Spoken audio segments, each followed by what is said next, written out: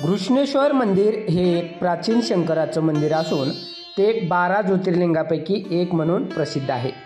औरंगाबाद जिल्ह्यातील दौलताबादपासून सुमारे 11 किलोमीटर अंतरावर आणि वेरूळ लेण्याजवळ हे मंदिर आहे।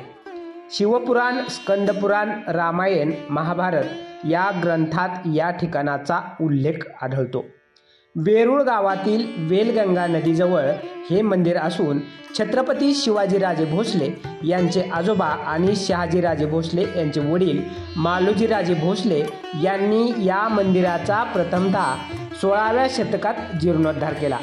सध्याचं अस्तित्वात असलेलं मंदिर इसवी सन 1730 मध्ये मल्हारराव होळकरांच्या पत्नी गौतमीबाईंनी बांधलेलं असून नंतर शिवभक्त अहिल्याबाई होळकरांनी या मंदिराचा परत एकदा जीर्णोद्धार केला।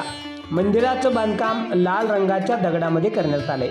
या मंदिराचं नक्षीकाम अवर्णनीय असून या मंदिराला 37 सप्टेंबर इसवी सन 1907 रोजी राष्ट्रीय संरक्षित स्मारक म्हणून घोषित करण्यात आले।